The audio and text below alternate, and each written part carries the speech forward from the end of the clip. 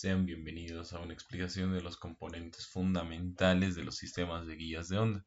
Yo soy Flores Condorieri y junto con mi compañero Flores Durán Samuel vamos a dar inicio a este tema. Tenemos una comparación entre una guía coaxial y una guía de ondas. Ahí, como podemos ver en la imagen, tenemos el cable coaxial y una guía rectangular. El cable coaxial puede transmitir una onda TEM desde la frecuencia cero hasta una frecuencia de corte muy alta en la que se inicia la aparición de modos superiores de propagación. Generalmente este cable se usa a frecuencias inferiores a dicha frecuencia de corte.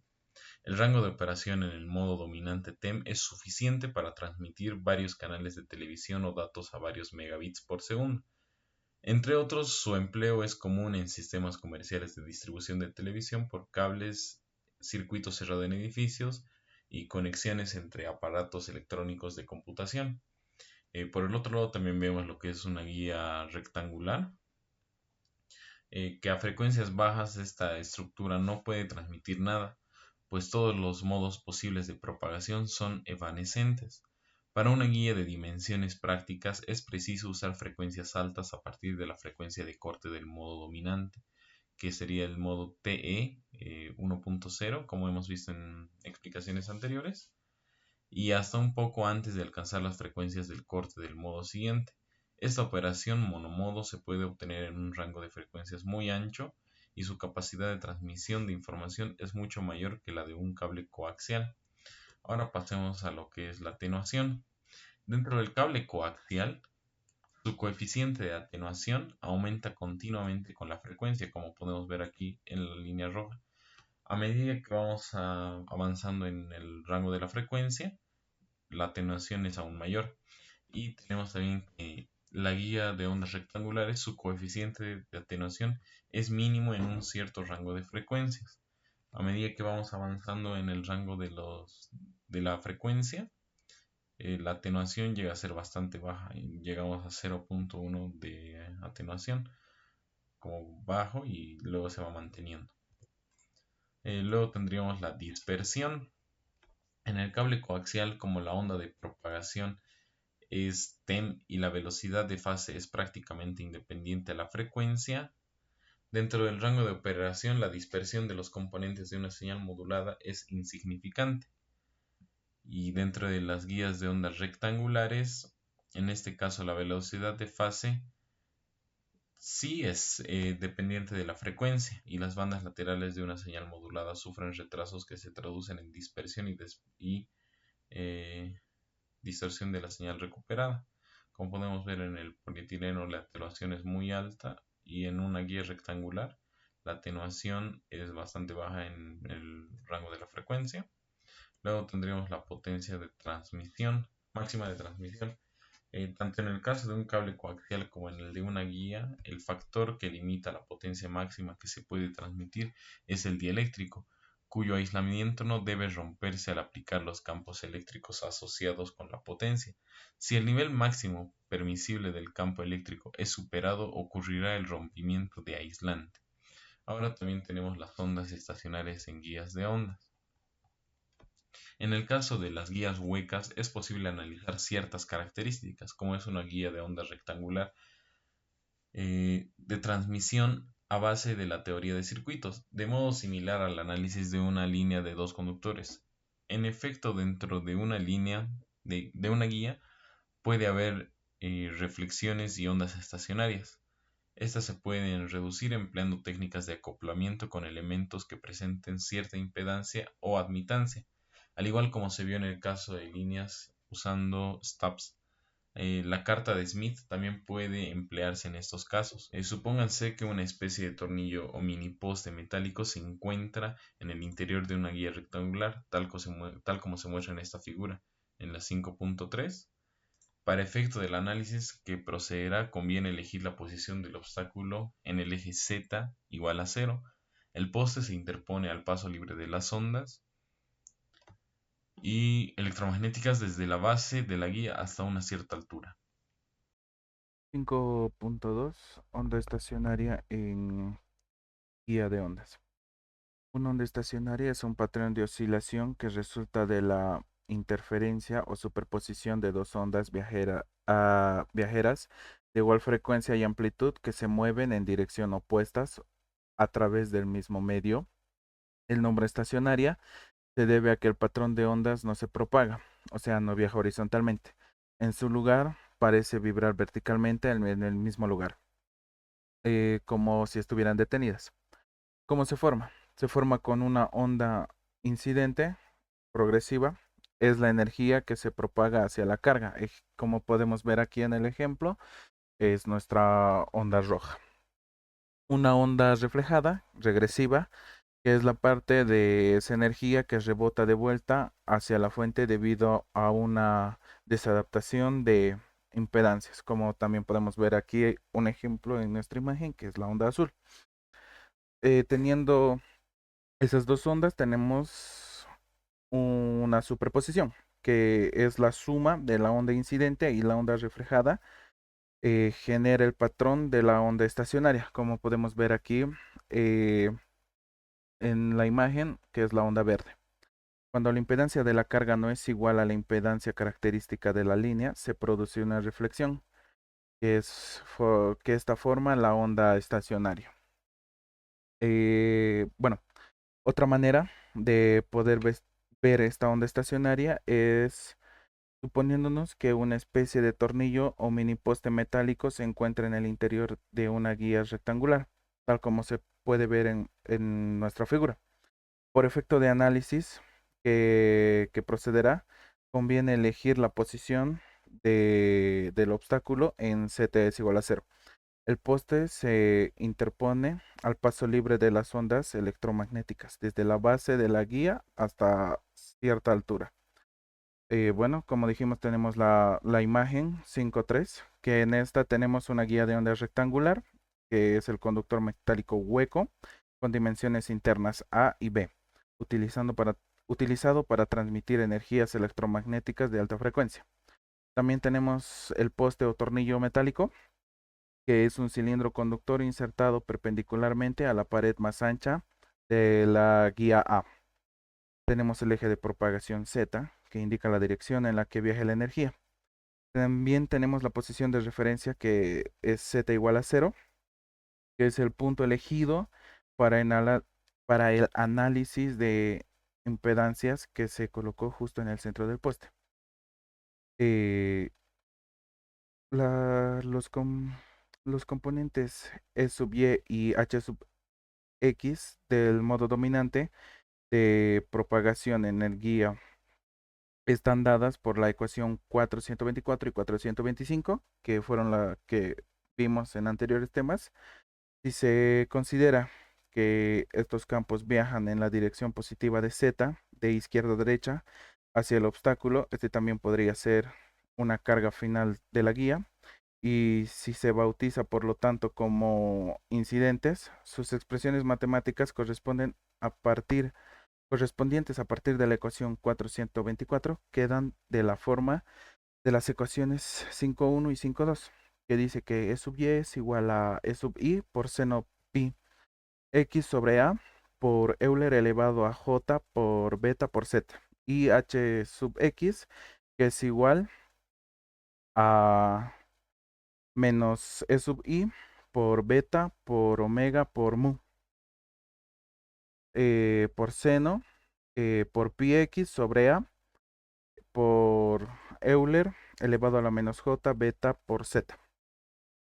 Tal como se vio en anteriores temas, eh, estas dos componentes transversales son las únicas que se requieren para calcular el flujo de potencia a lo largo de la guía.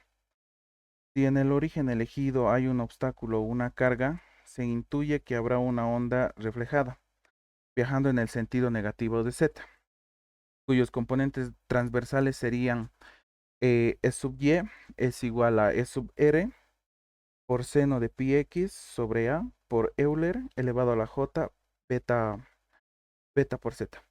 Y h sub x es igual a E sub r por beta sobre omega por mu por el seno por pi x sobre a por Euler elevado a J por beta por Z. La dirección del campo magnético en la ecuación 5.2 y 5.4 son opuestas, ya que el flujo de potencia hacia la derecha y hacia la izquierda también son opuestas. Por lo tanto, en la ecuación 5.4 y se ha omitido el signo menos. La suma, la suma de las ecuaciones 5.1 y 5.3 representan el campo eléctrico transversal total en la onda estacionaria en la guía. Es por eso que en la suma de esas dos ecuaciones vamos a obtener otra ecuación que es la 5,5 que dice que E sub y es igual a seno de pi x sobre a por E sub i por Euler elevado a la menos j por beta por z más E sub r por Euler elevado a la j por beta por z. De igual manera, el campo magnético transversal total en cualquier punto a la izquierda del obstáculo está dado por la suma de las ecuaciones 5.2 y 5.4, que al hacer el correspondiente matemática nos va a dar la ecuación 5.6, que dice que h sub x es igual a menos beta sobre omega por mu por el seno de pi x sobre a por e sub i por Euler elevado a la menos j por beta por z y menos e sub r por Euler elevado a j por beta por z. Estas dos últimas ecuaciones son similares a las que se obtuvieron eh, para la onda de voltaje y corriente en una línea si el campo eléctrico se le da el equivalente de voltaje y el campo magnético el equivalente de corriente. Se aprecia que la ecuación 5,5 es equivalente a la 229, que son ecuaciones que vimos igualmente en anteriores temas, y también la ecuación 5,6 es equivalente a la 230. La magnitud de campo eléctrico transversal total de un valor de X constante a partir de la ecuación 5,5 sería proporcional a E sub y este símbolo de aquí que significa onda estacionaria. Eso es E sub i por Euler elevado a la menos j por beta por z más E sub r por Euler elevado a j por beta por z. Eso es igual a E sub i por 1 más p elevado al cuadrado menos 2 por p por coseno de 2 beta por z más tita. Todo eso elevado a un medio. Eso va a ser nuestra ecuación 5,7, en donde E sub i por E por Euler elevado a la menos j por beta por z es la onda incidente, que es el campo que viaja en la dirección positiva de z hacia el obstáculo. E sub i es la amplitud compleja de la onda incidente. E sub r por Euler elevado a la j por beta por z, que es la onda reflejada, que es el campo que viaja a la dirección negativa de z, alejándose del obstáculo. También que Euler elevado a la menos j por beta por z es el factor que indica el desplazamiento de fase a medida que la onda avanza en menos beta por z. E sub r es la amplitud compleja de la onda reflejada. Euler elevado a j por beta por z es el factor que indica el desplazamiento de fase a medida que la onda retrocede en beta z, pero en positivo. Al sumar estas dos ondas, obtenemos el patrón de onda estacionaria, que como ya dijimos, es el símbolo que es este símbolo, proporcional a proporcional a. Se usa porque la expresión completa del campo incluye el término seno πx sobre a de la distribución del campo en el modo T10 por la dependencia con z, la dirección de propagación, en donde p y θ son respectivamente la longitud y la fase del coeficiente de reflexión de campo eléctricos en z es igual a 0. La gráfica de esta onda estacionaria sería esta, en donde la gráfica confirma que la onda estacionaria se forma por la superposición de la onda incidente y la onda reflejada. En primero tenemos un nodo y antinodos. El patrón de onda estacionaria de característica por sus puntos fijos de mínima y máxima amplitud. Los antinodos, que son los máximos, son los puntos donde la amplitud es más grande. Aquí la onda incidente y la onda reflejada se suman en la fase, en la interferencia constructiva.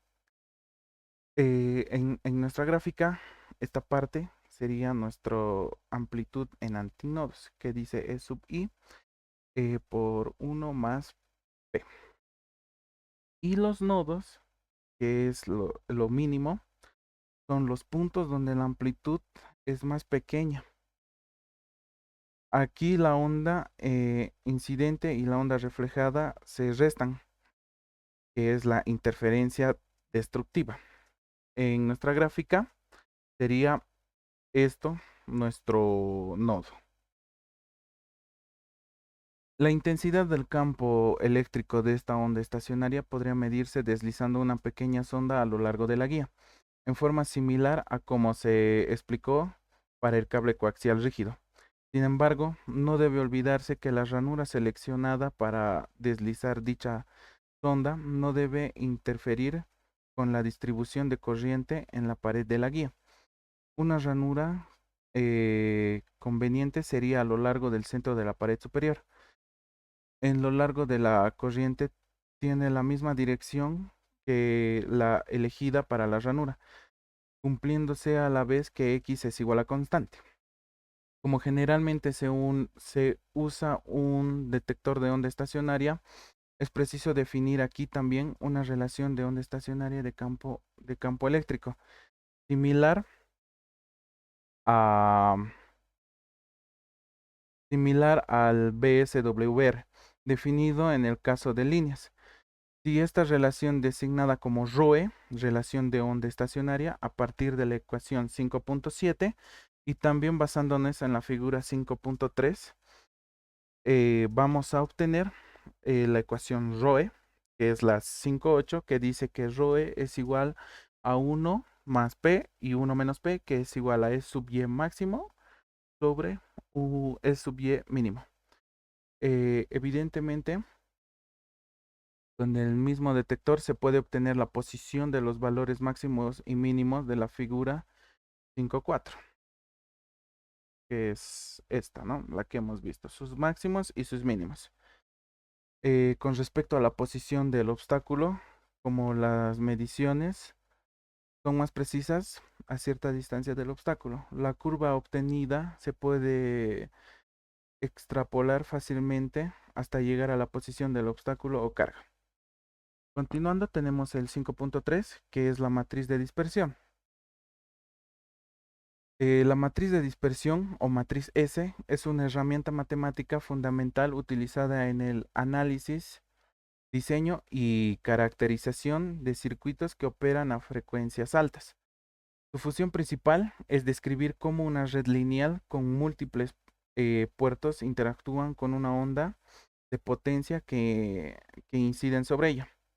Haciendo referencia a nuestra figura que tenemos, que es la 5.5, la onda total que se refleja hacia la izquierda del plano 1, cuya magnitud es denotada por B1, dependerá de la magnitud A1 y A2 de la onda incidente afectada por el coeficiente o parámetros Cj, de modo para este sistema de dos puertos se puede escribir con la ecuación lineal siguiente, que dice que B sub 1 es igual a S sub 11 a 1 más S sub 12 a 2, que eso sería nuestra ecuación 5,9. Siguiendo el mismo racionamiento anterior, la magnitud de B2 de la onda total transmitida dependerá de la magnitud de las mismas dos ondas incidentes, pero afectadas por su respectivo parámetro CJ. De manera que esto permite plantear una segunda ecuación lineal que dice que B sub 2 es igual a S sub 21 a 1 más S sub 22 a 2. Eso sería nuestra ecuación 5,10. A los parámetros CJ se les da el nombre de parámetros de dispersión y las ecuaciones 5,9 y 5,10 se pueden combinar en forma matricial, en donde las matrices S se denominan consecuentemente como matriz de dispersión. Como podemos ver, después de la ecuación 5,9 y 5,10 nos dice que se puede combinar y tener una forma matricial, como es la ecuación 5,11, que dice que onda reflejada B sub 1 y onda transmitida B sub 2 es igual a S sub 11, S sub 12, S sub 21 y S sub 22, que es onda incidente a 1 y onda incidente a 2.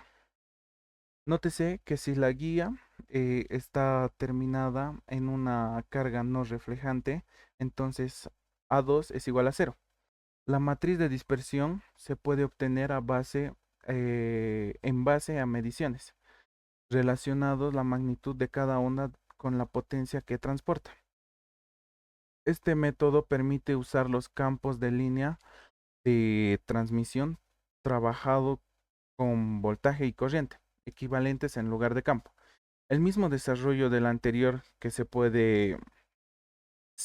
puede ser extendido para obtener la matriz de dispersión de un circuito o red de microondas de n puertos. La matriz resulta de orden n por n. Sería como podemos ver aquí, que es nuestra ecuación 5,12. Así es como terminaría nuestro, nuestra forma matricial. Los elementos de la diagonal de la matriz de dispersión son coeficientes de reflexión y los demás elementos son coeficientes de transmisión. Cuando puede aplicarse la reciprocidad, entonces si J es igual a SJ y las ferritas, por ejemplo, son medios no recíprocos debido a sus propiedades magnéticas. Como se dijo antes, los elementos de la matriz se pueden obtener por medición. Esto se logra conectando un generador acoplador a uno de los n puertos, como con los demás puertos conectados a cargas acopladas, y así alternadamente. Los coeficientes de reflexión y transmisión que se miden en los distintos puertos serán los elementos de la matriz. La matriz de dispersión, junto con sus propiedades, es una herramienta matemática muy útil para analizar redes de microondas en cascada, así como para diseñar filtros, ecualizadores, amplificadores y otros dispositivos. En caso de los filtros, por ejemplo, se emplean varias cavidades en cascada, acopladas entre sí por discontinuidades físicas, misma que perturban las líneas de campo dentro de la estructura. Dichas discontinuidades son equivalentes a añadir reactancias en paralelo, inductiva o capacitiva, y se efectúan con diafragmas llamados iris, que es, como podemos ver, la figura 5,6, o con postes de longitud variables o similares a la figura 5,3, que ya la vimos igual. El estudio detallado de estos y otros temas le corresponde a un curso avanzado de microondas. Eh, Continuando, también tenemos el 5,4, que es acoplamiento de impedancias, que En muchas situaciones es necesario realizar un acoplamiento de impedancias en guía de ondas de manera similar a como se hace con las líneas de dos conductores. Es decir, que el fin de reducir el BSWR o ROE, dado por la ecuación 5.8, y obtener un valor cercano a la unidad, se introduce a la guía admi-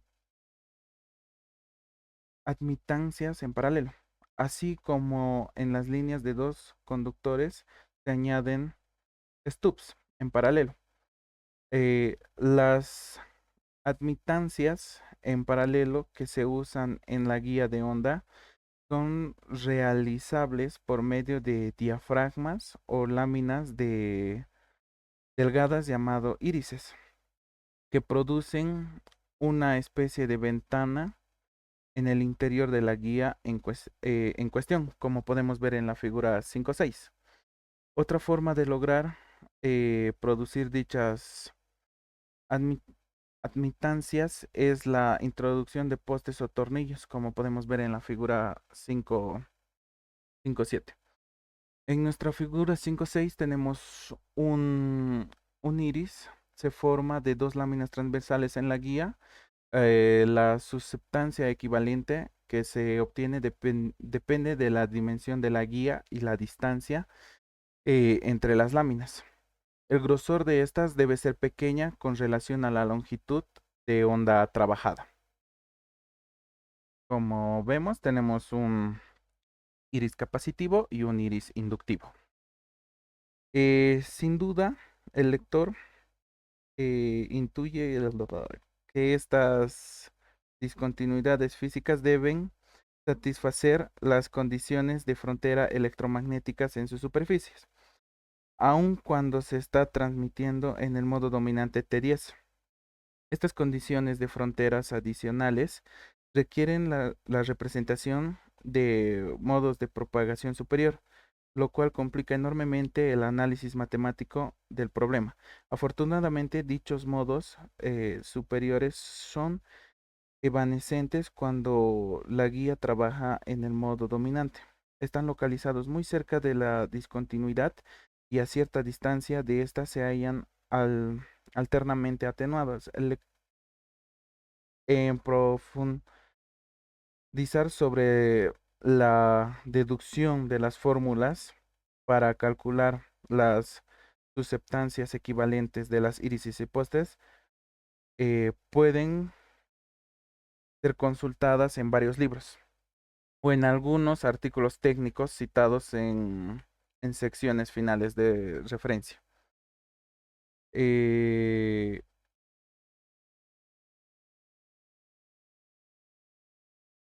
bueno, aquí tenemos una pequeña simulación que vamos a hacer para ver lo que es de la onda estacionaria. Como pueden ver aquí, cuando las ondas se superponen, es cuando la onda estacionaria va a crecer más. Y es por lo que decíamos, la onda estacionaria no es aquella que se va a mover horizontalmente como son las otras ondas, ¿no? Que es la incidente y reflejada, sino es como se va a estirar, porque decía que vibraba, ¿no? En su mismo lugar. Y eso es lo que podemos ver aquí.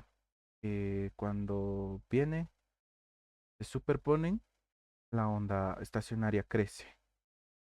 Y cuando ya no están, va a decrecer, va a ir bajando hasta que vuelvan a superposicionarse.